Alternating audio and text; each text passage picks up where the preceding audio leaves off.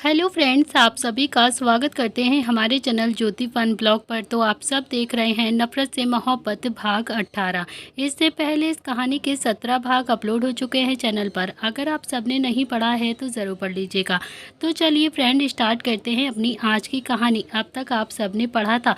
स्वीटी को जाता देखकर अगस्त ने भी अपना हाथ स्वीटी की जगह पर फेरा और फिर बहुत ही प्यार से बोलता है कि मुझे खाना है तुम्हें। नहीं जानता था मैं कि अभी तुमने अपनी खूबसूरती को ऐसे बचा कर रखा है, लेकिन कोई नहीं जाने मन, आज बहुत ही अच्छे से चबा लूंगा तुम्हें। इतना बोलकर वो भी मुस्कुराहट के साथ उठता है और सीधा वॉशरूम की तरफ चला जाता है। उसने भी एक कील ली और फिर वॉशरूम का दरवाजा झट से खोल दिया।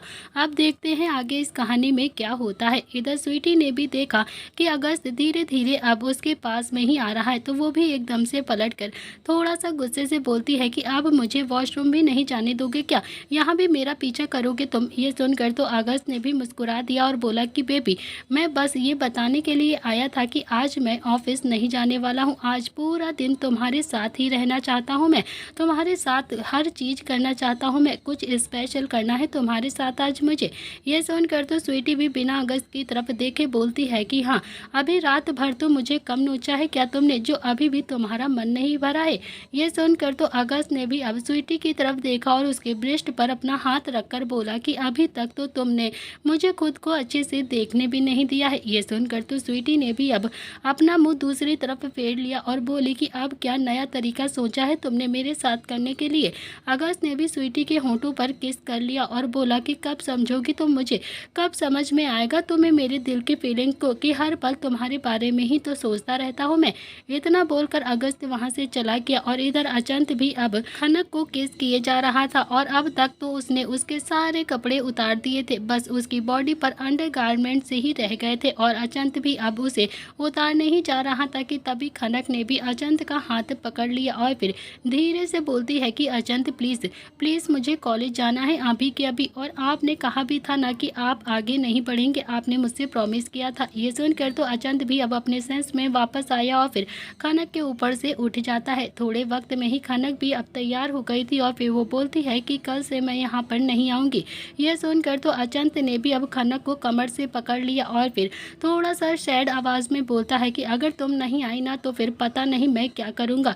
तुम्हें आना ही होगा मेरे पास, तुम्हें देखे बिना मैं नहीं जी पाऊँगा खनक। ये सुनकर तो खनक का मुँह एकदम से बन गया और फिर अचंत ने भी उसका हाथ पकड़ लिया और फिर खनक को लेकर सीधा कॉलेज के लिए निकल जाता है उसे छोड़ने के लिए। कुछ ही वक्त में अचंत की कार खनक के कॉलेज के सामने आ चुकी थी। खनक कॉलेज के अंदर जा रही थी कि तभी अचंत ने खनक का हाथ बीच में ही पकड़ लिया। तो खनक ने भी अब अचंत को थोड़ा सा पलटकर कंफ्यूज होकर देखना स्टार्ट कर दिया और बोलती है कि क्या हुआ है, जाने दीजिए ना मुझे, कॉलेज तो आ गया है ना। अचंत थोड़ा सा आगे आया और फिर खनक के होंठों पर किस कर लेता है और बोलता है कि प्लीज़ जल्दी आना, मेरे होंठों को तुम्हारी आदत हो गई है, नहीं रह पाऊंगा मैं तुम्हारे बिना एक पल भी, जल्दी से जल्दी मेरे पास आने की कोशिश करना। ये सुनकर तो खनक भी शर्मा गई और फिर अपनी नजरें झुकाकर बोलती है कि अचंत आप जाने देंगे तब ना जाऊंगी मैं। ये सुनकर तो अचंत ने फिर से खनक को अपनी बाहों में भर लिया और फिर अपनी आंखों को बंद कर लिया और बोला कि खनक अब तुमसे दूर नहीं जा सकता हूँ मैं, नहीं रह सकता हूँ तुमसे दूर एक मिनट भी, अब प्लीज़ जल्दी से मेरे पास आ जाओ हमेशा हमेशा के लिए। लेकिन अब खनक को थोड़ी सी देर हो रही थी, इसीलिए उसने भी अचंत को थोड़ा सा दूर किया और फिर जल्दी से वहाँ से निकल गई और कॉलेज के अंदर आ गई। अचंत फिर से गंभीर हो गया था और अचंत कुछ सोच ही रहा था कि तभी उसकी नज़र सामने लकी पर पड़ती है, जो कि बाइक पर कॉलेज के सामने ही खड़ा हुआ था।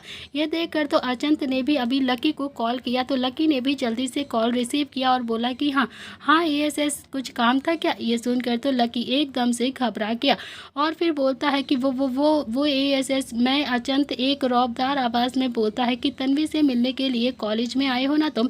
लकी के मुंह से तो आवाज़ जैसे निकल ही नहीं रही थी, वो बहुत ज़्यादा कांपने लगा था।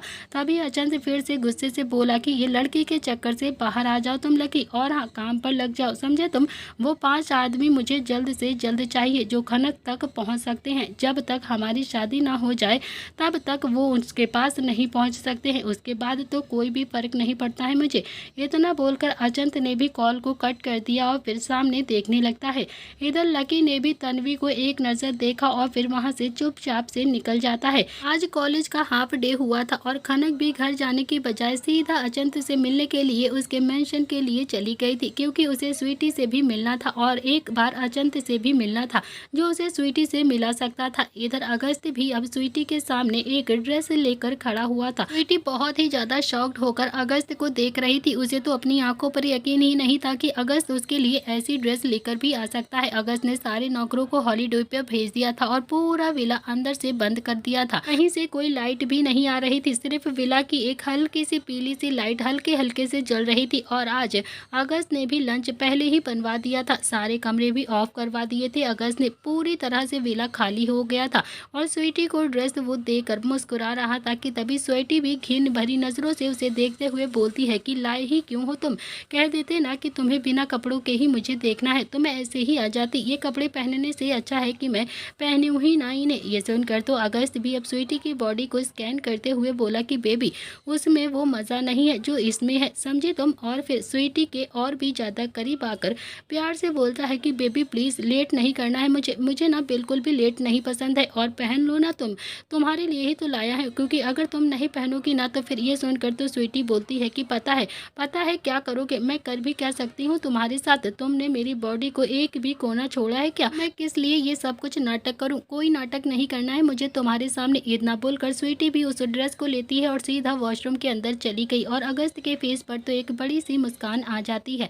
अगस्त बहुत ही ज़्यादा बेचैन होकर स्वीटी का इंतजार कर रहा था कि तभी उसकी नज़र अब स्वीटी पर जाती है जिसकी आंखों में हल्की हल्की सी नमी थी और बहुत ही ज़्यादा शर्मिंदगी। वो अपनी बॉडी को अपने हाथों से कवर करने की कोशिश करते हुए धीरे धीरे वॉशरूम से बाहर आ रही थी क्योंकि अगस्त ने उसे एक सफ़ेद रंग का ट्रांसपेरेंट जॉर्जेट का टॉप दिया था और स्वीटी की ब्रा भी नहीं पहनने दिया था उसे। और फिर ऊपर से टॉप के सामने का गला बहुत ही ज़्यादा गहरा था जिसकी वजह से ऐसा लग रहा था कि जैसे उसके ब्रेस्ट अभी के अभी बाहर ही आ जाएंगे। स्वीटी के बड़े बड़े ब्रेस्ट उसके टॉप के ऊपर से दिख रहे थे और नीचे सिर्फ एक स्कर्ट पहनी थी, वो भी साइड से कट लगा हुआ था, वो भी ट्रांसपेरेंट ही था जिससे स्वीटी के गोरे गोरे पैर अगस्त को बहुत ही ज़्यादा अच्छे से दिख रहे थे और उसकी अट्रैक्शन को और भी ज़्यादा बढ़ा रहे थे। अब तो उसके दिल में पूरी तरह से आग लग चुकी थी। स्वीटी आती है तो अगस्त ने भी उसे देखते हुए बोला कि मुझे लंच करना है बेबी, आओ ना मुझे सर्व करो। इतना बोलकर वो भी अब नीचे लंच के टेबल पर आ जाती है और वो भी आ गया। ये सब इसीलिए वो कर रहा था कि ये सब करते हुए स्वीटी अपनी बॉडी को जरा सा भी अपने हाथों से कवर ना कर पाए और अगस्त भी बहुत अच्छे से उसे देख पाए, इसीलिए उसने जानबूझकर ये कहा था। इधर स्वीटी भी चुपचाप से आती है और फिर किचन के अंदर चली गई। वैसे ही विला में बहुत ही ज़्यादा धीमी सी रोशनी आ रही थी, इसीलिए येलो लाइट में स्वीटी और भी ज़्यादा खूबसूरत लग रही थी। वो किचन में से लंच लेकर आने लगती है तो उसके ब्रेस्ट उसके टॉप में से थोड़े थोड़े बहुत अच्छे से दिख रहे थे और अगस्त भी स्टाइल से लंच टेबल पर बैठकर स्वीटी की बॉडी को बहुत ही अच्छे से स्कैन कर रहा था। स्वीटी भी लंच लेकर डाइनिंग टेबल पर आती है और खड़े होकर अगस्त को सर्व करने लगती है तो अगस्त ने भी अब स्वीटी की तरफ देखते हुए थोड़ा प्यार से बोला कि थोड़ा सा झुक के सर्व करो ना बेबी, ये ऐसे ऊपर ऊपर से क्यों सर्व कर रही हो। ये सुनकर तो स्वीटी थोड़ा सा झुक गई और फिर उसके ब्रेस्ट टॉप के बाहर आने लगे जिसको देखकर तो अब अगस्त का माथा फिर से एकदम से टनक गया था और फिर उसने भी एक ही झटके में स्वीटी के ब्रेस्ट पर अपना हाथ रखा और उसे खींचकर अपनी लैंप पे बैठा लिया। स्वीटी की नज़र तो एकदम से झुक गई थी क्योंकि उसका टॉप थोड़ा और नीचे आ गया था और उसका हाथ अगस्त ने भी एकदम से पकड़ कर रखा था। उसके बाद अगस्त ने भी स्वीटी को वैसे ही लिए हुए लंच करना शुरू कर दिया और बार बार लंच को स्वीटी के ब्रेस्ट पर गिराकर उसे अपनी जीभ से लीक कर रहा था, उसे हल्का हल्का सा बाइट कर रहा था जिससे स्वीटी की आंखों में हल्के हल्के से आंसू भर आए थे। उसके आंखों से हल्के हल्के आंसू टपकने लगे और अगस्त का लास्ट एकदम से ख़त्म ही नहीं हो रहा था। उसकी तो जैसे डिज़ायर पूरी ही नहीं हो रही थी। अब वो लंच को छोड़कर स्वीटी के ब्रेस्ट को ही अपने मुंह में भर रहा था और अपने होंठों से अपनी जीभ से उसे सक कर रहा था। ये सब एकदम से चलता रहता है कि तभी किसी ने डोरबेल बजाना शुरू किया। डोरबेल बार बार बजाई जा रही थी तो आवाज़ सुनकर स्वीटी भी अब उठने लगी कि तभी अगस्त ने भी उसे फिर से अपने पास खींच लिया और बोला कि बेबी ऐसी हालत में तुम नहीं जा सकती हो किसी के सामने और मैं तुम्हें छोड़कर जाने वाला भी नहीं हूँ, समझे। तुम चुपचाप से मेरे पास बैठी रहो, मेरे लिए अभी तुमसे रोमांस रोमांस करने से ज़्यादा कुछ भी इम्पोर्टेंट नहीं है, कुछ भी, समझे तुम? तुम्हारे लिए मैं और कुछ होने भी नहीं दूंगा। इतना बोलकर उसने भी स्वीटी की ब्रेस्ट पर अपना हाथ रख दिया और फिर उसे जोर जोर से प्रेस करने लगा। लेकिन डोरबेल भी बजती ही जा रही थी, बार बार डोरबेल बज रही थी, जिससे अगस्त बहुत ही ज़्यादा इरिटेट हो रहा था। फिर स्वीटी ने भी अपनी नज़रें फेरते हुए बोला कि शायद कुछ इम्पोर्टेंट काम होगा, मैं चेंज करके आती हूँ, जाकर देख लीजिए ना।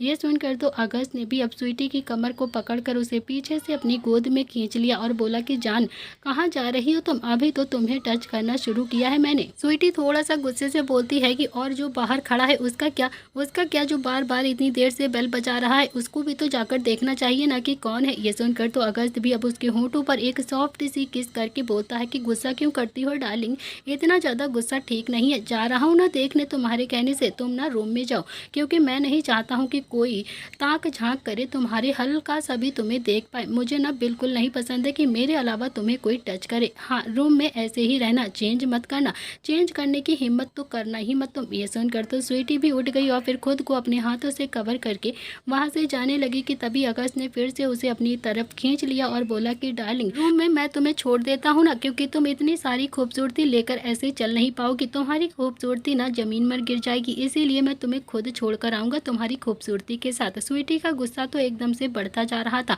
वो खुद को कंट्रोल कर रही थी। और फिर वहीं दूसरी तरफ अगस्त के घर के बाहर खनक और अचंत बहुत ही देर से वेट कर रहे थे, वो बार बार बेल को बजा रहे थे और तभी खनक को भी अब धीरे धीरे गुस्सा आ रहा था। इधर अगस्त ने भी स्वीटी को अपनी बाहों में उठा लिया और फिर सीधा बेडरूम तक लेकर आ जाता है और स्वीटी को बिस्तर पर आराम से लिटाते हुए उसके करीब किया और फिर अपनी शर्ट के 2 बटन खोलकर स्वीटी को देखकर बोलता है कि मेरी बॉडी पर किस करो अभी के अभी। तो स्वीटी अभी भी घूर कर अगस्त को देखे जा रही थी, उसे तो इस वक्त बहुत ही ज़्यादा गुस्सा आ रहा था अगस्त पर कि तभी अगस्त ने उसका चेहरा पकड़ लिया और उसके होंठों को अपने चेस्ट पर रख दिया। और ऐसे ही अगस्त ने बहुत बार किया स्वीटी के साथ और फिर स्वीटी की तरफ देखते हुए बोला कि अब लगा ना कि मेरी बेबी मुझसे बहुत ज़्यादा प्यार करती है, बहुत ही ज़्यादा। अब जाकर दिल को थोड़ा सा सुकून मिला है। देखो ना कितने सारे लव मार्क्स बन गए हैं ना, कितने सारे लव बाइट दिए हैं तुमने मुझे। ये सुनकर तो स्वीटी ने भी अब गुस्से से मुंह फेर लिया। तो अगस्त ने भी उसके ब्रेस्ट की तरफ झुककर उसके ब्रेस्ट को देखते हुए बोला कि आ रहा हूँ, ज़्यादा इंतजार नहीं करना है तुम्हें, बस 5 मिनट में देख कर आता हूँ किसकी मौत आ रही है। और फिर अगस्त ने भी एक नज़र स्वीटी की तरफ प्यार से देखा और फिर घूरता हुआ मुस्कुराता हुआ वहाँ से चला गया। उसके जाने के बाद स्वीटी ने भी अपने मन में बड़बड़ाते हुए बोला कि नहीं स्वीटी, नहीं, अब और नहीं बर्दाश्त हो पाएगा, बहुत बर्दाश्त कर लिया है तूने, तुझे कुछ भी करके अब इस दरिंदे से दूर जाना ही होगा, बहुत दूर, जहाँ तक ये तेरे पास कभी भी ना आ पाए। ये यहाँ पर रह कर भी अपनी हवस की आग किसी और के साथ बुझा सकता है, अब मैं और इसकी हवस को नहीं बुझा सकती हूँ, नहीं बुझा सकती हूँ मैं इसकी हैवानियत को। इधर अगस्त भी जब दरवाजे पर आता है, दरवाज़ा खोलता है तो सामने अचंत और खनक खड़े हुए थे और खनक को घर के अंदर देखकर बहुत ही ज़्यादा अजीब लग रहा था, क्योंकि सब खिड़की दरवाजे बंद थे और पीली हल्की सी रोशनी घर में चल रही थी और बाकी सब जगह तो अंधेरा ही पड़ा था। ये सब देखकर तो खनक की समझ में बिल्कुल भी कुछ नहीं आ रहा था, लेकिन अचंत बहुत ही अच्छे से समझ रहा था कि आखिर क्या चल रहा है अगस्त के घर में इस वक्त। अगस्त भी खनक की तरफ देखते हुए प्यार से बोलता है कि अरे साली साहिबा आप, लेकिन सॉरी अभी आप अपनी दी से नहीं मिल पाएंगी। ये सुनकर तो खनक भी अब अचंत को गुस्से से घूरने लगती है, तो वो भी जल्दी से बोलता है कि अरे अब इसमें मेरी क्या गलती है, ले तो आया हूँ ना आपकी दीदी को, जब ये नहीं सुन रही है तो फिर मैं क्या करूँ। खनक भी जोर से गुस्से से बोलती है कि मुझे दी से मिलना है अभी क्या भी, समझे आप, कहाँ है मेरी दी। इतना बोलकर वो भी घर के अंदर घुसने लगती है कि तभी अगस्त भी उसके सामने आ गया और बोलता है कि रुक जाइए साली साहिबा, ऐसे किसी के भी घर में आप नहीं जा सकती हैं, बिल्कुल भी नहीं जा सकती हैं, ऐसे हम किसी के घर में घुस नहीं सकते हैं, आप घर को देखकर समझिए ना आखिर सिचुएशन क्या है। खनक भी मुंह बनाकर बोलती है कि क्या सिचुएशन है, हाँ दी से मिलना है मुझे। इतना बोलकर खनक वहां से जाने लगी तो अगस्त भी उसके सामने आ गया और फिर खनक तो बस एकदम से बोले जा रही थी कि तभी उसकी नज़र अचानक से अगस्त के चेस्ट पर जाती है, जहाँ पर लिपस्टिक के बहुत सारे निशान पड़े हुए थे, बहुत सारे लव बाइट्स बने हुए थे। ये देखकर तो खनक को भी बहुत ज़्यादा अजीब सा लग रहा था, उसे भी थोड़ा थोड़ा सा बहुत ज़्यादा घिन सी लग रही थी, उसकी नज़र भी शर्म से झुक गई थी कि तभी अगस्त ने बोला कि यार सॉरी, लेकिन मैं अपनी बीबी के साथ थोड़ा सा क्वालिटी टाइम स्पेंड करना चाहता हूँ, प्लीज़ प्लीज़ थोड़ा सा हम दोनों को अकेले छोड़ दो ना, आज नहीं। ये सुनकर तो अचंत भी धीरे से बोला कि भाई तेरा सही है, एंजॉय कर, मस्त रहे एकदम से, और एक मेरी वाली है जो मेरे करीब ही नहीं आती है, मुझे तो बस खुद से दूर ही करती रहती है, जाने कब वो दिन आएगा जब ये मेरे करीब आएगी, जब मुझसे ये प्यार करेगी। ये सुनकर तो अगस्त भी मुस्कुरा दिया और फिर खनक जो अचंत की तरफ घूरने लगती है और फिर वो चुपचाप से घर से बाहर निकल जाती है। ये देखकर तो अचंत ने भी अब एक नज़र अगस्त की तरफ घूर कर देखा और बोला कि भाई जा अपनी वाली को देख, मेरी वाली तो निकल ली है, कहीं तेरी वाली भी न निकल जाए, समझा, तू जल्दी से जा और संभाल। ये सुनकर तो अगस्त ने भी अब जल्दी से अपना दरवाज़ा बंद कर लिया और फिर से वो अपने कमरे की तरफ मुस्कुराता हुआ चला जाता है। इधर खनक जो कि बहुत ही ज़्यादा गुस्से में कार में बैठी हुई थी, अचंत भी अपनी कार के पास आया और फिर ड्राइविंग सीट पर बैठकर खनक की तरफ देखते हुए बोलता है, उसके गाल पर हल्का सा किस करने के लिए आगे बढ़ा कि तभी खनक भी अब खिड़की के बाहर देखते हुए बोलती है कि सोचना भी मत, एक बार घर में चलिए। ये सुनकर तो अचंत ने भी अपने होंठों को एकदम से रोक लिया और फिर कार को अपने घर की तरफ मोड़ दिया। वो सीधा अब कार को ड्राइव करने लगा था। खनक काफी ज्यादा गुस्से से अभी खिड़की के बाहर देख रही थी और अचंत भी चुपचाप से बैठा हुआ था।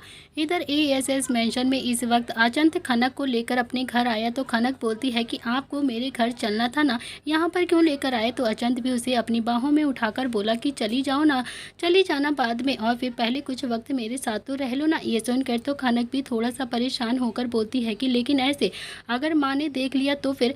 माँ शब्द सुनकर तो अब अचंत ने भी अपने दांत गुस्से से पीसते हुए बोला कि फर्क नहीं पड़ता है मुझे उस औरत से, बार बार उस औरत का नाम मेरे सामने मत लिया करो। इतना बोलकर अचंत खनक को लेकर बेडरूम में आ जाता है तो खनक भी बेड से उठकर बोलती है कि एक बार माँ से मिल लो, फिर मुझे घर भी तो जाना है, देर हो जाएगी बहुत ज़्यादा। अब तो अचंत को और भी ज़्यादा गुस्सा आ गया था और वो गुस्से से चिल्लाकर बोला कि क्या माँ लगा कर रखा है तुमने, कुछ नहीं है वो मेरी और ना ही तुम्हारी, तुम्हें सिर्फ और सिर्फ मेरे पास रहना है। इतना बोलकर अचंत ने भी खनक को अपनी तरफ खींचा और फिर उसके बालों को कस के पकड़कर उसका सिर थोड़ा सा पीछे करके उसके होंठों को थोड़ा सा ऊपर करते हुए अपने होंठों को उसके होंठों पर आगे की तरफ लगाने के लिए बढ़ता है कि तभी खनक ने भी अचंत को थोड़ा सा खुद से दूर हो गया और फिर बोलती है कि नहीं आना है आपके करीब, मुझे बिल्कुल भी नहीं आना है। और फिर चिल्लाइए जितना हो सके ना उतना चिल्लाइए, चिल्ला कर देख लीजिए ना आप, नहीं आना है मुझे आपके करीब, बिल्कुल भी नहीं आऊँगी मैं आपके पास। इतना बोलकर खनक ने भी दरवाज़ा झट से खोल दिया और फिर वहाँ से जाने के लिए आगे बढ़ी कि तभी अचंत ने भी दरवाजे को धाड़ से बंद कर दिया और फिर खनक उसे गुस्से से घूरने लगती है और तभी अचंत ने भी उसे दरवाजे से लगा दिया और फिर उसकी गर्दन के पीछे से कस के हाथ रखते हुए बोला कि क्यों नहीं आना है मेरे करीब, क्यों नहीं आना चाहती हो तुम मेरे पास, ऐसा क्या हो गया है तुम्हें, क्या प्यार नहीं करती हो तुम मुझसे, क्या तुम्हें मुझसे बिल्कुल प्यार नहीं है। ये सब कहते हुए अचंत खनक की गर्दन पर अपने हाथ रखते हुए उसे अपने करीब खींच रहा था और वहीं खनक की आंखें तो एकदम से तुरंत से गुस्से से लाल हो गई थी और एकदम से रोने लगी थी। वो दर्द से तड़प रही थी क्योंकि अचंत ने पीछे से उसकी गर्दन पर अपना हाथ रखा था और उसके चेहरे के सामने अचंत की तिलमिलाता हुआ चेहरा था। देखकर खनक को थोड़ा सा भी डर लग रहा था। खनक ने भी एक ही झटके में अचंत को खुद से दूर किया और थोड़ा सा गुस्से से बोलती है कि नहीं है आपसे मुझे प्यार, नहीं करती हूँ मैं आपसे प्यार, नहीं है, जाइए, जो करना है ना कर लीजिए आप। इतना बोलकर खनक ने भी दरवाज़ा खोला और चुपचाप वहाँ से निकल गई और अचंत का क्रोध तो एकदम से बढ़ गया था कि अचानक से खनक को क्या हो गया। उसने भी अपना कांच की टेबल पर जोर से अपना हाथ मारा जिससे कांच की टेबल चकनाचूर हो जाती है। इधर अगस्त का विला इस वक्त अगस्त अपने रूम में स्वीटी के पास आ चुका था और स्वीटी को पूरी तरह से न्यूड कर दिया था उसने और अब खुद भी न्यूड होकर स्वीटी के ब्रेस्ट को सक कर रहा था। वो स्वीटी अब बहुत ही बुरी तरह से थक गई थी, उसके शरीर में बहुत ज़्यादा दर्द हो रहा था। ये देखकर अगस्त भी उसके ब्रेस्ट को देखते हुए बोला कि बेबी तुम तो थक गई यार, बहुत जल्दी थक जाती हो और तुम बहुत ही ज़्यादा टेस्टी भी हो, मेरा तो मन ही नहीं भर रहा है तुम्हारी बॉडी से। स्वीटी अभी भी कुछ नहीं बोल रही थी क्योंकि उसकी आंखें एकदम से बंद हो रही थी और अब अगस्त भी उसके ऊपर से आराम से सो रहा था। इधर खनक जब अपने घर आती है तो उसने देखा कि शोभा जी और विद्या जी दोनों ही कहीं जा रही थी। खनक को देखकर वो बोलती हैं कि तू खाना बनाना, हम लोग जल्द ही आ जाएंगे। ये सुनकर खनक कुछ भी नहीं बोलती है और फिर सीधा अपने रूम के अंदर चली जाती है। ये देखकर तो सबको बहुत ही ज़्यादा अजीब लग रहा था। सब एक दूसरे में सोचने लगते हैं। हरीश चंद्र जी और हरिकांत जी भी नासिक गए थे। खनक रूम में आती है और रोने लगती है क्योंकि उसे नहीं पता था कि अचंत अभी भी ऐसा ही करेगा, अभी भी उसकी सोच ऐसी ही रहेगी। इधर अचंत को भी बहुत ज़्यादा गुस्सा आ रहा था, उसके दिल में भी जरा सा भी सुकून नहीं आ रहा था। इधर यूएसए में इस वक्त ऋषभ ड्रिंक कर रहा था, वो ड्रिंक पे ड्रिंक करे जा रहा था और सौरभ जो उसे हैंडल कर रहा था वो बोलता है कि देख ऋषु, खनक को लेकर आऊँगा मैं तेरे पास, बस इंतज़ार कर ले थोड़ा सा। देख मैंने अमन को भेजा है 4 आदमियों के साथ खनक को लेकर आने के लिए, वो जल्द ही तुझे लेकर देंगे आकर खनक को। ये सुनकर ऋषभ नशे में बोला कि कब आएगी खनक, कब आएगी भाई, मुझे खनक चाहिए, आप दिल्ली में मुझे लेकर आइए ना वापस, मैं अब अपनी खनक को अपने पास रखूँगा, मुझे इंडिया में नहीं जाने दे रहे हो आप। ये सुनकर तो सौरभ भी परेशान होकर बोला कि देख ऋषभ, थोड़ा सा वक्त है ना, मैंने अपने आदमियों को भेजा है ना, और अगर तू ऐसा करेगा ना तो फिर कुछ भी नहीं कर पाऊंगा मैं, तू सही से अपने आप खनक के बारे में सोच, मैं खनक को लेकर आऊँगा तेरे पास। ये सुनकर ऋषभ भी उठ गया और फिर बोलता है कि ओके, अब आप मुझसे तभी बात करना जब खनक को मेरे बिस्तर पर लेकर आओगे, मेरे पास लेकर आओगे। इतना बोलकर ऋषभ भी अब अपने रूम के अंदर चला गया और सौरभ जो बहुत ही ज़्यादा अपसेट हो जाता है। इधर खनक का घर, खनक इस समय सबके लिए खाना बना रही थी, राहुल और रोहन को आराम से खिलाकर उसने क्रुश को भी रूम के अंदर लेकर आ गई थी। उसके साथ सोते हुए अचंत के बारे में सोचने लगती है तो खनक को फिर से एकदम से रोना आ गया था। उसकी आंखों में अब अचंत के लिए गुस्सा आ गया, न जाने अचंत और खनक के बीच में क्या हुआ जिससे अचंत के साथ उसे एक पल भी अच्छा नहीं लग रहा था बिताने को। सुबह का वक्त हो चला था, खनक बिस्तर से उठती है और नाश्ता तैयार कर लेती है और फिर से सबको खिलाकर खुद भी रूम के अंदर आ जाती है। विद्या जी और शोभा जी भी अब आ गई थी और फिर वो खनक के पास आती हैं। उनके रूम में आकर ज़्यादा बाहर नहीं था, ऐसे ही खनक ने कुछ दिन तक खुद को अपने कमरे में ही रखा था, वो ज़्यादा बाहर भी नहीं जाती थी, कॉलेज भी नहीं जा रही थी, सिर्फ अपने घर में रहती थी। अपना फ़ोन भी उसने बंद कर दिया था, वो किसी से भी ज़्यादा बात नहीं कर रही थी। शाम का वक्त हो चला था, खनक जो कि रूम में बैठी हुई थी, तभी राहुल उसके पास आता है और बोलता है कि खनक, तेरी एक दोस्त ने तुझे बुलाया है, उसकी तबीयत बहुत ज़्यादा खराब है, तू जाकर उसे मिल ले। यह सुनकर खनक बोलती है कि श्रेया की। राहुल ने कुछ सोचते हुए कहा कि हाँ में उसने अपना सिर हिला दिया तो खनक भी अब जल्दी से अपना फ़ोन लेकर जाते हुए बोलती है कि भाई आप देखना क्रुश को, मैं अभी 2 मिनट में आ रही हूँ श्रेया को देखकर। इधर राहुल भी मुस्कुराकर बोला कि चल अब थोड़ा सा तो मुस्कुरा दे, स्वीटी के जाने के बाद तू एकदम से खो गई है, तुझे तो मुस्कुराते हुए भी नहीं देखा। इधर खनक को तो जैसे कोई फर्क नहीं पड़ा, वो जल्दी से निकली मगर उसे कोई ऑटो नहीं मिल रहा था, वो जल्दी जल्दी पैदल ही चले जा रही थी कि तभी उसके बगल में अचंत की कार आ जाती है। खनक ने अचंत को देखा लेकिन उसे पूरी तरह से इग्नोर कर दिया और फिर से वहाँ से जाने लगी तो अचंत फिर से उसके बगल में आकर कार चलाते हुए बोला कि खनक, खनक कार में आओ, बात करनी है मुझे तुमसे बहुत ही ज़रूरी, प्लीज़ प्लीज़ आओ मेरी कार में। लेकिन खनक तो जैसे उसकी बातें सुन ही नहीं रही थी और ना ही देख रही थी। अचंत भी इरिटेट हो गया और फिर कार से निकलकर जबरदस्ती खनक को उठाकर अपनी कार में डाल लिया। खनक कार को बार बार खोल रही थी लेकिन अचंत ने उसे ऑटोमेटिक लॉक कर दिया था और खनक भी उसका बटन नहीं देख पा रही थी, ना ही उसे खोल पा रही थी। इस वक्त खनक बहुत ही ज़्यादा गुस्से में उसे घूर रही थी। फिर अचंत भी कार में आया तो फिर खनक भी खिड़की के शीशे पर मारते हुए बोलती है कि खोलो खोलो, मुझे जाना है यहाँ से। लेकिन अचंत पे तो जैसे भूत सवार हो चुका था। खनक इतने दिन तक अच्छे से मिलने के लिए उससे नहीं आई थी, ना ही वो उससे बात कर रही थी। वो कार ड्राइव करते हुए बोला कि मुझसे मिलने क्यों नहीं आई तुम 3 दिन से। खनक बोलती है कि मुझे पहाड़ी की तरफ जाना है, बस चुपचाप से मुझे वहाँ पर छोड़ दो। अचंत भी कार पहाड़ी की तरफ मोड़ते हुए बोला कि अब बोलो क्यों नहीं आई थी तुम मुझसे मिलने, तुम्हें पता है ना कि मुझे हर वक्त तुम्हारी ज़रूरत होती है, नहीं रह पाता हूँ तुम्हारे बिना मैं। खनक बिना अचंत की तरफ देखे बिना किसी एक्सप्रेशन के गुस्से से बोलती है कि क्यों क्यों हर वक्त आपको मेरी ज़रूरत होती है, क्यों हर वक्त आप मेरे बिना नहीं जी पाते हैं, आपको मेरी कोई बात ही नहीं सुननी है। तो अचंत भी अब कार ड्राइव करते हुए बोला कि तुम बोलो तो सही, क्या बात नहीं सुनी है मैंने तुम्हारी। खनक भी अपने हाथों को अपने सीने पर बांध कर बोलती है कि माँ को उनका हक दे दीजिए, क्यों नहीं दे देते हैं आप माँ को उनका हक, अपना लीजिए शालिनी माँ को, प्लीज अपना लीजिए। शालिनी जी का नाम सुनकर तो अचंत का पारा फिर से एकदम से गुस्से से चढ़ गया था, उसे फिर से गुस्सा आने लगा। उसने भी खनक को अपनी तरफ खींचा और बोला कि तुम्हें एक बार में बात समझ में नहीं आती है क्या, तुम्हें पता भी है कि क्या किया है उस औरत ने, उस औरत के बारे में तुम्हें कुछ भी नहीं पता है। उस औरत ने मेरे डैड को मार दिया है, वो चाहती तो बचा सकती थी मेरे डैड को, लेकिन नहीं, मुझे पाने के लिए मेरे डैड को मार दिया है उस औरत ने, नफरत करता हूँ मैं उस औरत से। ये सुनकर तो खनक भी जोर से बोली कि कोई भी औरत अपने बच्चे के लिए अपनी माँ का सिंदूर नहीं मिटा सकती है, ये बात आपको कब समझ में आएगी, और स्पेशली जब वो प्यार करती हो अपने इतने ज़्यादा पति से, समझे आप। अचंत झल्ला कर बोलता है कि अच्छा अच्छा तो क्यों नहीं बचाया तुम्हारी सो कॉल माँ ने मेरे डैड को, बताओ ना। अचंत की बात पर खनक भी जोर से बोली कि माँ को वक्त नहीं मिला था उन्हें बचाने का, पापा जी ने भी उस वक्त माँ को अपना लिया था, वो भी माँ से प्यार करते थे, पापा जी ने माफिया गैंग भी छोड़ दिया था। माँ बहुत ज़्यादा खुश हो गई थी और ये सुन सुनकर अचंत बोलता है कि हाँ हाँ तभी तो मार दिया ना मेरे डैड को, क्योंकि अब तो डैड ने वो भी सब कुछ कर लिया था मुझे पाने के लिए, लेकिन मेरे लिए तुम्हारी सो कॉल्ड शालिनी माँ ने मेरे डैड को मार दिया है, हमेशा के लिए मुझे उनसे दूर कर दिया। वो चाहती तो बचा सकती थी मेरे डैड को, क्यों नहीं बचाया, क्यों नहीं बचाया उन्होंने, क्यों नहीं खींचा मेरे डैड को। उस शालिनी सिंह शेखावत ने, खनक को भी बहुत ज्यादा गुस्सा आ गया। वो गुस्से से बोलती है कि आपसे बात करना ही बेकार है, मुझे जाने दीजिए, लेकिन एक बात जान लीजिए आप, माँ ने बचाना चाहा था पापा जी को, समझे आप, बस पापा जी ने माँ को पहले ही ढकेल दिया था गाड़ी से, माँ कुछ भी कर पाती इससे पहले ही। इतना बोलकर खनक ने भी अब जाने के लिए फिर से दरवाजा खोलना स्टार्ट कर दिया था, लेकिन दरवाजा तो अंदर से लॉक था। वो पलट कर अचंत की तरफ देखती है और गुस्से से बोलती है कि मैंने कहा ना खोलिए खोलिए, मुझे जाना है, मुझे नहीं करनी है आपसे बात। अचंत उसे पकड़कर बोला कि नहीं जाने दूंगा तुम्हें, तुम सिर्फ मेरी हो, सिर्फ मेरी, और आज मेरा मन है कि तुम मेरे साथ रात बिताओ, तुम्हारे साथ टाइम स्पेंड करना है मुझे।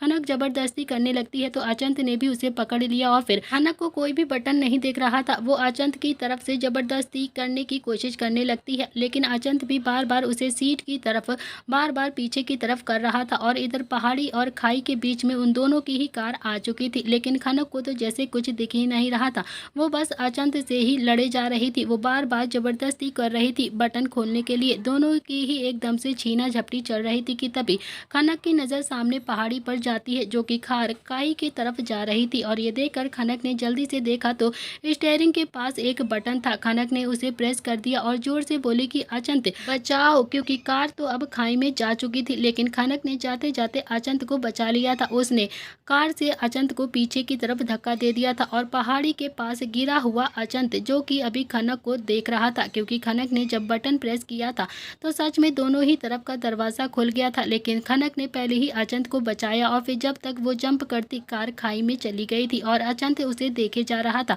अचंत अभी पहाड़ी के ऊपर से खनक की कार जो नीचे खाई में गिर रही थी उसे देख रहा था। उसके दिमाग में तो वो सब कुछ एकदम से चल रहा था कि जब खनक उसे बचा रही थी और उसने चाहा था कि वो खनक का हाथ पकड़ ले, लेकिन वो नहीं पकड़ पाया था, नहीं बचा पाया था वो खनक को, और खनक की कार एकदम से उसकी खाई में गिर गई। उसकी आंखें अभी भी एकदम से खाई की तरफ ही देख रही थी। तब उसके कुछ गार्ड उसके पास आते हैं। शालिनी जी की कार भी वहाँ पर आ गई थी और अचंत को ऐसे देखकर उसके पास शालिनी जी आती हैं और उसके गाल पर अपना हाथ रखकर बोलती हैं कि अचंत क्या हुआ है बेटा, तू ऐसे क्यों देख रहा है, क्या हुआ है, क्या बता बता, खनक कहाँ पर है, खनक तो तेरे साथ ही ना, तेरे गार्ड कह रहे थे कि तू खनक के साथ यहाँ पर आया था। लेकिन अचंत तो कुछ भी नहीं बोल रहा था। तो शालिनी जी भी एकदम से गुस्साती हैं और झंझोड़ते हुए बोलती हैं कि अचंत कुछ तो बोल। और तभी अचंत भी सामने देखते हुए बोला कि माँ शब्द सुनकर तो अब शालिनी जी अचंत को शॉक्ड होकर देखे जा रही थी। उन्हें तो अपनी आंखों पर और कान पर विश्वास ही नहीं था। और तभी अचंत भी शालिनी जी के सीने से लग गया और बोला कि माँ चली गई खनक, मुझसे दूर चली गई वो, जैसे आप डैड को नहीं बचा पाई ना, वैसे मैं भी अपनी खनक को नहीं बचा पाया, मर गई है मेरी खनक। ये सुनकर तो शालिनी जी के होश एकदम से उड़ जाते हैं। वो अचंत की तरफ झंझोड़ते हुए जोर से बोली कि तेरा दिमाग खराब हो गया है क्या, ये क्या बोले जा रहा है तू, बकवास कर रहा है तू, कुछ नहीं हुआ है खनक को, कुछ भी नहीं। ये सुनकर तो अचंत भी अब शालिनी जी की तरफ देखते हुए बोला कि बहुत समझाया था उसने मुझे, बहुत समझाया था कि मैं आपको गलत समझ रहा हूँ, आपकी कोई गलती थी नहीं थी, लेकिन मैं नहीं माना माँ, नहीं माना। देखिए ना माँ, जैसे आपके हाथ से डैड का हाथ फिसल गया ना, वैसे ही आज मेरी खनक का हाथ मेरे हाथों से फिसल गया। इतना बोलकर अचंत ने फिर से अपनी आंखें बंद कर ली और फिर शालिनी जी ने भी एक नज़र अचंत के गार्ड्स की तरफ देखा और बोली कि मेंशन लेकर चलो अचंत को अभी के अभी। इतना बोलकर शालिनी जी ने भी कैसे भी करके बस अचंत को अपनी कार में बैठा लिया और फिर उसका सर अपने चेस्ट से लगा लिया और उनकी आंखों में भी आंसू बहने लगे थे। उन्हें भी इस वक्त बहुत ही ज़्यादा बुरा लग रहा था और अचंत बोले जा रहा था कि माँ वो मुझे छोड़कर कैसे जा सकती है, नहीं जा सकती है मेरी खनक मुझे छोड़कर। ये सब होते हुए घर आ जाता है अचंत का तो जैसे दिमाग ही एकदम से काम करना बंद कर गया था।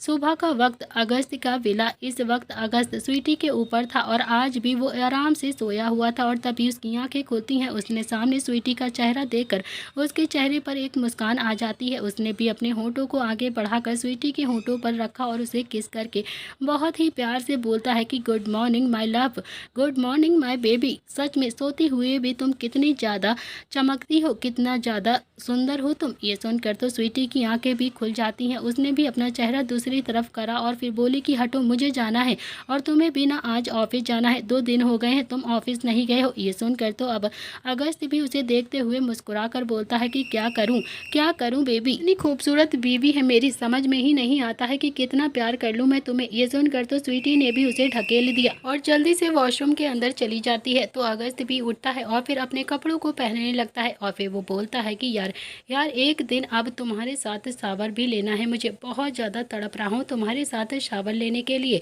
देखना चाहता हूँ कि मेरी बीबी भीग कर कैसी लगती है, कितना चमकती है मेरी बीबी। इतना बोलकर वो फिर से मुस्कुरा देता है और फिर कुछ वक्त के बाद स्वीटी भी तैयार होकर बहुत ही अच्छे से बाहर आ जाती है। और आज उसने पिंक कलर की साड़ी पहनी हुई थी और अपने बालों का जूड़ा बनाकर किचन की तरफ आ जाती है। कुछ ही वक्त में स्वीटी ने भी ब्रेकफास्ट अच्छे से तैयार किया और टेबल पर लाकर रख दिया। अगस्त भी आराम से टेबल पर आकर बैठ गया और चेयर पर बैठते हुए मुस्कुरा रहा था। फिर स्वीटी ने भी अगस्त को सर्व करना शुरू कर दिया और जब वो अगस्त के प्लेट में पराठा रखती तो अगस्त भी उसका हाथ बीच में ही पकड़कर उसके ऊपर से किस कर देता। ये देखकर तो स्वीटी ने भी थोड़ा सा मुंह बनाकर दूसरी तरफ फेर लिया और फिर गुस्से से बोलती है कि मुझे घर जाना है, मुझे मेरे घर जाना है अभी के अभी। रोहन भैया और राहुल भैया, बड़ी माँ, बड़ी चाची जी से सबसे मिलना है मुझे। ये सुनकर तो अगस्त ने भी अब स्वीटी को अपने लैंप पर खींच लिया और फिर उसके होंठों पर किस करके बोलता है कि बेबी यू नो ना कि मैं एक रात भी तुम्हारे बिना नहीं रह सकता हूँ, एक पल भी अब तो नहीं रह सकता हूँ। मैं बहुत ज़्यादा प्यार करता हूँ तुमसे, मुझे तुम्हारी हर पल ज़रूरत है ना जान, फिर तुम ऐसा कैसे बोल सकती हो। इतना बोलकर अगस्त ने भी अब स्वीटी के ब्रेस्ट पर किस कर लिया और बोला कि और वैसे भी अचंत और खनक की शादी एक ही हफ्ते के बाद है और फिर तब तो तुम्हें एक ही रात के लिए मुझसे दूर रहना होगा ना, और फिर मेहंदी भी है, हल्दी भी है और बाकी सब रस्मों में भी तो तुम वहीं पर ही रहोगी ना उन लोगों के साथ, लेकिन सिर्फ और सिर्फ शादी की रात ही रहोगी तुम वहाँ पर, बाकी की सारी रातें को तुम्हें मेरे पास ही आना होगा बेबी।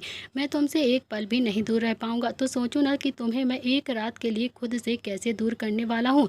एक रात का मतलब 10 घंटे जाने मन। इतना बोलकर तो अब अगस्त ने फिर से एक बार स्वीटी के होंठों पर किस कर लिया और बोला कि बेबी समझ रही हो ना, बहुत ज़्यादा प्यार करता हूँ तुमसे, बहुत ही ज़्यादा, तुम्हें तो लकी समझना चाहिए अपने आप को। इतना बोलकर वो स्वीटी के लिए भी ब्रेकफास्ट करने लगता है। ये देखकर तो स्वीटी भी जल्दी से उठ गई और फिर खड़ी हो जाती है और अगस्त भी उठता है और जाते हुए बोला कि बेबी आज रात को ना वो ब्लू वाली नाइटी जरूर पहनना, वो क्या है ना कि उसमें तुम्हारा फिगर बहुत ही ज़्यादा अच्छे से दिखता है मुझे, लेकिन हाँ सिर्फ आउटसाइडेड वाला ही वेयर करना।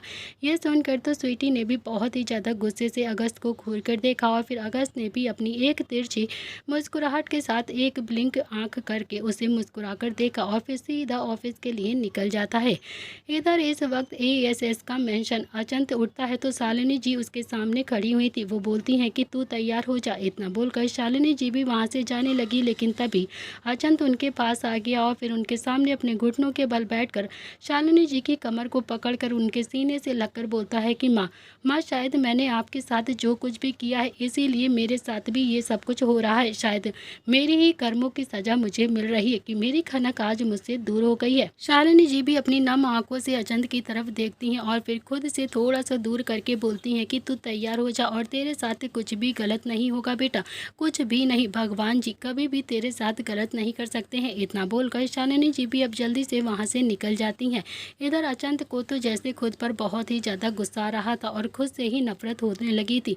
वो बालकनी में आता है और बालकनी में एक डंबल उठाकर अपने हाथ पर कस के मार देता है और तभी एक नौकर जो कि उसके लिए कॉफ़ी लेकर आया था उसने देख लिया था और वो एकदम से भागकर शालिनी जी को जाकर बता देता है। ये सुनकर तो शालिनी जी भी बहुत ही ज़्यादा घबरा जाती हैं और हकलाती हुई आवाज़ में बोलती हैं कि तुम सब रोको उसे, मैं अभी आती हूँ। इतना बोलकर शालिनी जी भी भागकर हॉल में आती हैं और इधर अचंत ने भी अपनी हालत बहुत ही ज़्यादा बुरी कर ली थी। सब सर्वेंट ने उसका डंबल पकड़ लिया था और अचंत को रोक रहे थे, लेकिन अचंत सबको बार बार ढकेल रहा था और तभी शालिनी जी वहाँ पर आती हैं और उसका हाथ पकड़ लेती हैं और चिल्लाकर बोलती हैं कि क्या कर रहा है तू, क्या कर रहा है तू, अचंत पागल हो गया है क्या। शालिनी जी को देखकर अचंत भी चिल्लाकर बोलता है कि हाँ हो गया हूँ, पागल हो गया हूँ, मैं पूरी तरह से पागल हो गया हूँ, क्योंकि आपकी बहू भी तो बोल रही थी ना कि मैं जानवर हूँ, जानवर हो गया हूँ मैं, तो फिर रोक लीजिए ना मेरे जानवरपन को, रोक लीजिए मेरे इस इस जानवरपन को मेरे पास वापस आकर, नहीं तो मैं इतना जानवर बन जाऊंगा कि फिर मुझे कोई इंसान भी नहीं बना पाएगा।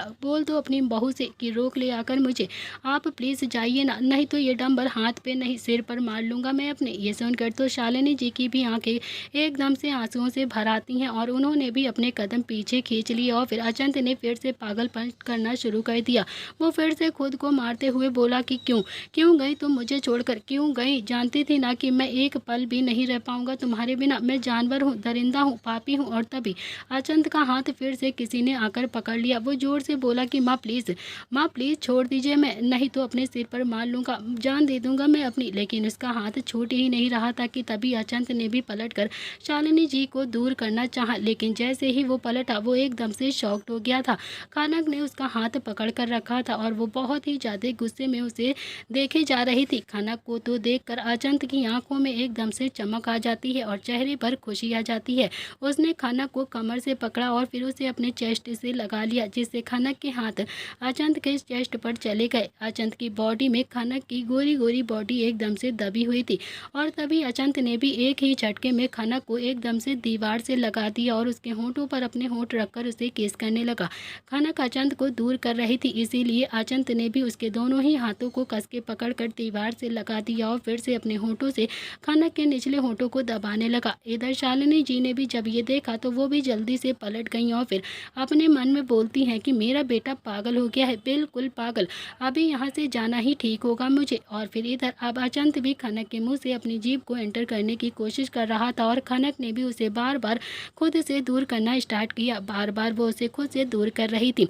तो दोस्तों इसी के साथ इस कहानी का आज का एपिसोड यहाँ पर समाप्त हो रहा है। कैसा लगा आपको एपिसोड, प्लीज़ कमेंट करके ज़रूर बताइएगा। क्या खनक ने चली थी ये चाल अचंत के दिल में अपनी माँ के लिए प्यार जगाने के लिए, और शायद उसकी ये चाल कामयाब भी हो गई और बहुत ही जल्द आपको देखने को मिलेगा खनक और अचंत की शादी।